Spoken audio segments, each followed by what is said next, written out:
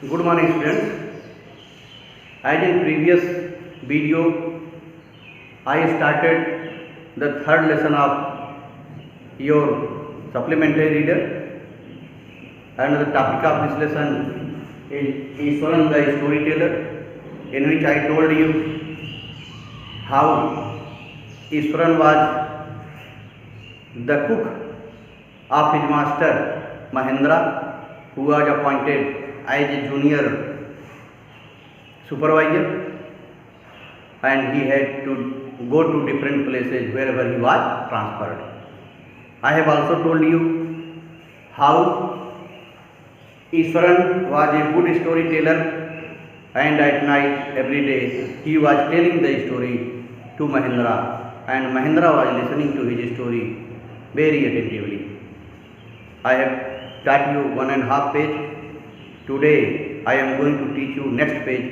Students, open your book all of you and see page number 14 above side. Now Mahendra is going to tell the another story. The place I come from is famous for timber. Ishwaran would begin. There is a richly wooded forest all around. The logs are hauled on to the lorries by elephants. Hauled on? Pulled on. Hauled on is pulled on.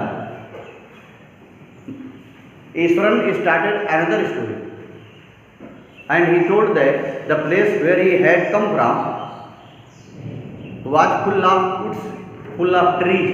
There was forest, and the logs of the trees were pulled on, were carried on, were hauled on to the lorries by the elephants. They are huge, well-fed beasts. When they turn wild, even most experienced Mahout is not able to control them. After this prologue means right now introduction. Prologue means introduction.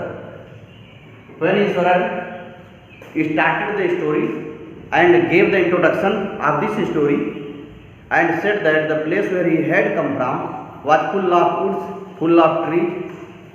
Then he also told that the elephants were pulling on, the elephants were hauling on those woods, lots of the wood to keep in the lorries. And he also told that if any elephant that has turned wild, it is impossible to control by Mahout. One day Tusker, one line is left. After this prologue, Ishwaran would launch into an elaborate anecdote involving an elephant. And now Ishwaran is going to tell the story of an elephant who had turned wild. Now see. One day Tusker escaped from the timber yard and began to roam about, stamping on bushes. Stamping, crushing. Stamping means crushing. One day there was a huge elephant. He had turned wild and he was crushing the bushes. Tearing up wild creepers, climbing plants. Creepers means climbing plants. The elephant was crushing the bushes and creepers and breaking branches at will. And you know, sir, how an elephant behaves when it goes mad. Ishwaran would get so caught up in the excitement of his own story that he would get up from the floor and jump about, stamping his feet in emulation of the mad elephant. Emulation, trying to be equal or better than. While he was telling the story, he had jumped from his place like the elephant was jumping there and running. He was imitating the action of the elephant. The elephant reached the outskirts of our town, breaking the fences down like matchsticks. He would continue. It came into the main road and smashed all the stalls selling fruits and mud pots and clothes. Wherever the elephant was moving, people were afraid, and he was destroying what was on his way. He had destroyed the shops where the people were selling their wares. People were selling their fruits, mud pots, and clothes, etc. People ran helter-skelter in panic. Helter-skelter in disorderly haste. Seeing the mad elephant, people were scared and they were running here and there. The elephant now entered a school ground where children were playing. Breaking through the brick wall, all the boys ran into the classroom and shut the doors tight. The beast grunted and wandered about, pulling out the football goalpost, tearing down the volleyball net, kicking and flattening the drum kept for water, and uprooting the shrubs. Flattening is making flat.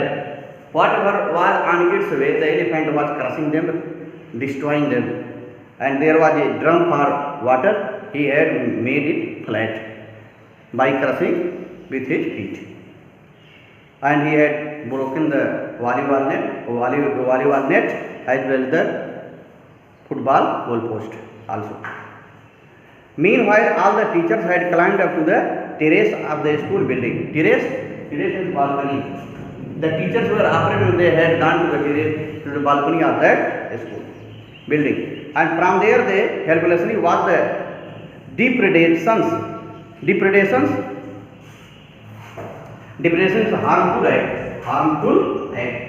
And they were looking, the teachers were looking from that place the harmful action of the elephant. Yes. There was not a soul below on the ground. Everybody had gone on the roof. The streets were empty as if the inhabitants of the entire town had suddenly disappeared. It seemed that the people of that place had left that town.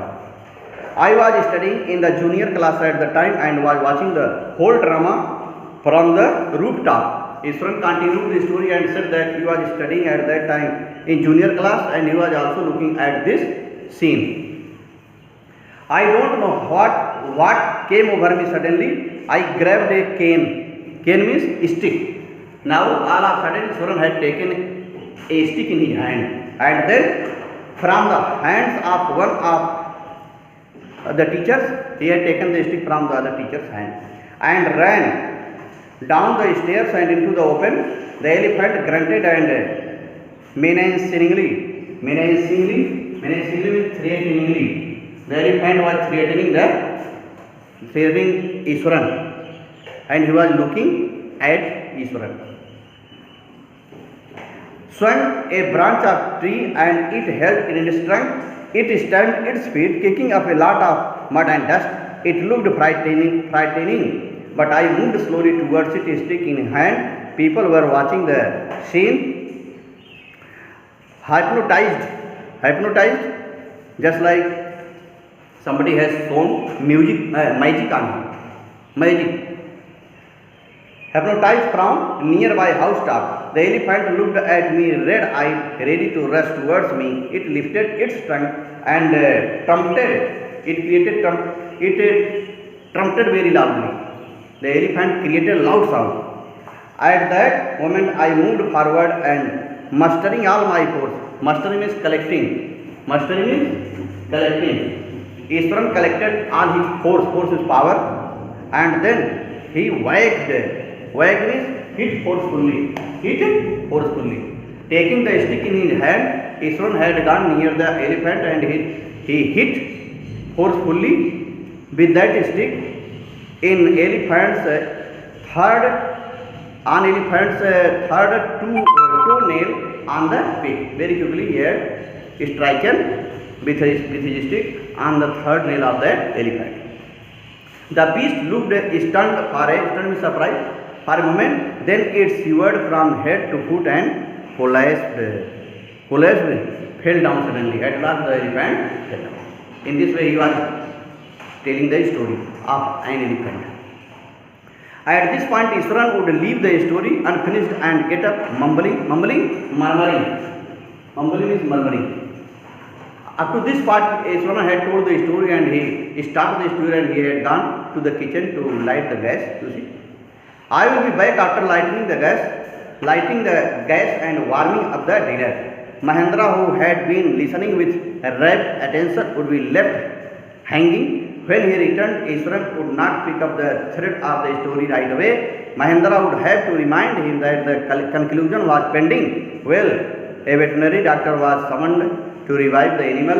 Iswaran would shrug casually. 2 days later, it was led away by its mouth to the jungle. And again, when Mahendra requested him to tell the story, Iswaran continued and said that veterinary doctor was called and he cured the elephant, and at last the elephant had gone to the forest with Mahavata. Well, how did you manage to do it, Iswaran? How did you bring down the beast? It has something to do with a Japanese art, I think, sir, karate or jitsu. Now, Mahendra was asking Iswaran how he had courage to do so, how he had known this way to beat that elephant on the third toe nail, and what was its effect, he was asking. And Iswaran answered that it was the Japanese trick, it was Japanese art. I had read about it somewhere. It temporarily paralyzes the nervous system, you see. Iswaran explained that after striking on the third nail of an elephant, he becomes paralyzed. Not a day passed without Iswaran recounting. Recounting is telling. So not a single day passed when Iswaran was not telling the story. Means every day he was telling the story. Some story packed with adventure, horror and suspense. Whether the story was credible or not. Credible, believable. Credible means believable. Whether the story was believable or unbelievable, he continued the story. Mahendra enjoyed listening to it because of the inimitable way in which it was told. Iswaran seemed to more than make up for the absence of a TV in Mahendra's living quarters. Here it is given that Iswaran was so expert in telling a story that there was no need of TV in the room of Mahendra. He enjoyed much after listening that story. One morning when Mahendra was having breakfast, Iswaran asked, "Can I make something special for dinner tonight?"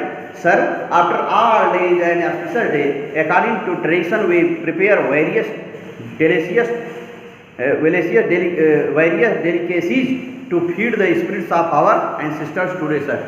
On that day, Iswaran was asking Mahendra to prepare good food because it was an auspicious day, and on this day, food is given to the spirits of our ancestors.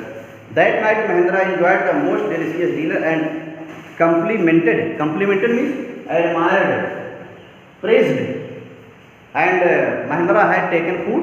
That night he had taken dinner, and it was very delicious, and he admired Mahendra for his cooking. He admired Iswaran for his cooking, not Mahendra. Mahendra admired Iswaran for his cooking very nicely. On his culinary means cooking, art cooking. Culinary means art cooking. He admired the cooking skill of Iswaran. He seemed very pleased, but unexpectedly launched into the most garish account involving the supernatural. Garish, unpleasant. Garish means unpleasant. All of a sudden, in that, listening to that it was the auspicious time, and on this day food is given to the spirits of our ancestors, Mahendra was surprised. "You know, sir, this entire factory area we are occupying was once a burial ground." Iswaran continued the story and said that, "Sir, that place was in ancient time as a burial. It was a burial where the dead bodies of the people were buried underground." He started. Mahendra was jerked out of the pleasant reverie. Reverie means daydream. Reverie means daydream. Mahendra was just awoke from his daydream, and he had drifted into after a satisfying meal. "I knew on the first day itself when I saw a human skull lying on the path." Iswaran continued that when he saw first day there was a human skull on the path, then he also believed that it was the place of burial in ancient time. "Even now I come across a number of skulls and bones," Iswaran continued. And Iswaran further continued that often he had seen the bones and the skulls of human being on that place here and there.